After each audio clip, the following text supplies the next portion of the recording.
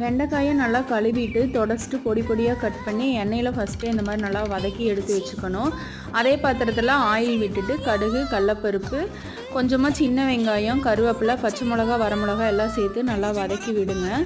ஒரே ஒரு தக்காளி பொடியாக கட் பண்ணி வச்சுருக்கிறேன், அதை இதோடு சேர்த்துட்டு உப்பு, மஞ்சள் தூள், வரமிளகாய் தூள், நம்ம வீட்டில் அரைக்கிற குழம்பு பொடிங்க, அதில் ஒரு அரை ஸ்பூன் எல்லாமே சேர்த்து நல்லா வதக்கி விடுங்க. தக்காளி நல்லா வதங்கி வந்ததுக்கப்புறமா ஃப்ரை பண்ணி வச்சுக்கிற வெண்டைக்காயும் இதோடு சேர்த்துட்டு நல்லா கலக்கி விடுங்க. கொஞ்சமாக தண்ணி ஊற்றிக்கலாம். ஒரு 1/4 டம்ளர் அளவுக்கு தண்ணி தெளித்தோம்னா போதும். புளி எலுமிச்சை அளவில் பாதி அளவு கரைச்சி அதையும் இதோடு சேர்த்துடலாம். சேர்த்து நல்லா கொதிக்க வச்சு இறக்குனோம்னா சூப்பரான சுவையான வெண்டைக்காய் ஃப்ரை ரெடி ஆயிருங்க. அது கூட ஒயிட் ரைஸ் கலக்கி லஞ்ச் பாக்ஸுக்கு போட்டு கொடுக்கலாம். ரொம்ப சூப்பராக இருக்குங்க. இந்த ரெசிபி பிடிச்சிருந்தா என்னோடய சேனலை லைக் பண்ணுங்கள். டெய்லி வீடியோஸ் மிஸ் பண்ணாமல் பாருங்கள். பாய்.